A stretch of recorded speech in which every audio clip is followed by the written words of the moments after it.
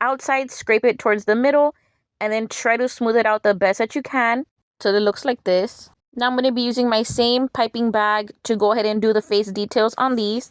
And since these are cherries, I'm going to be starting the stems from the very toppest corner right into the middle of our top cupcake. For the leaf tip, make sure you always use it the way I'm showing you guys here.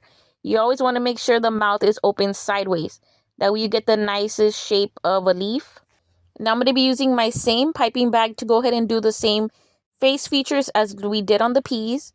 All the cupcakes here I'm showing you are very budget friendly and beginner friendly because I only used 3 cupcakes per design. And I believe I only used about 3 piping tips to create these cute little adorable cupcake.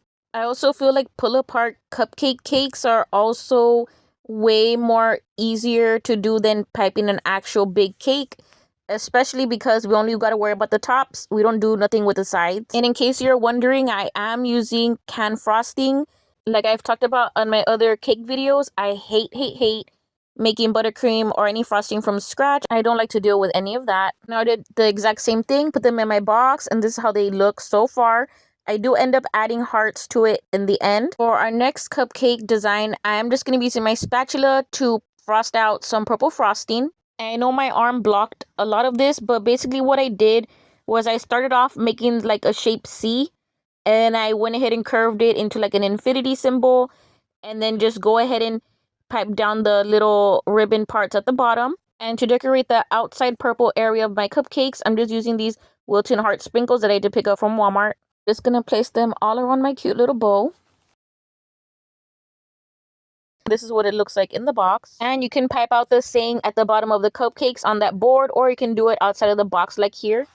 Now on to our last and fourth design. I went ahead and just used this big fat piping tip. And I'm just gonna be piping all around the shape of my cupcake, and I'm gonna be smoothing it out. And I'm gonna be using a 2-tone for my rosettes. And all I did was just put one color of white on one end of the bag, and then a piece of purple on the other. All I'm doing here is just making pressure and then doing swirls to create this rosette. And I'm going to be using these super delicious coconut and strawberry cookies. This brand that I'm using is called Sponge. Doing is just placing 3 at each end of my heart here. If you haven't tried these, I recommend you do because they are so delicious. And now for our strawberries, I just cut them lengthwise down.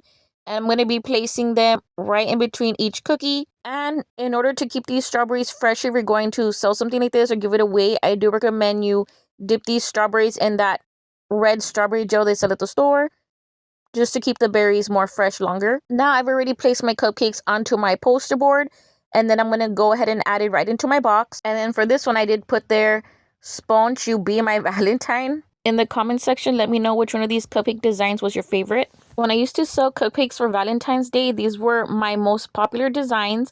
And I did used to sell them for $12 each box. To make these 4 designs, it did cost me $12, including ingredients, boxes, toppings, frostings, and all that good stuff. So since I sold them for $12 each, that's $48 minus our $12. I ended up bringing home a profit of $36 for every 4 pair of cupcakes that I did sell.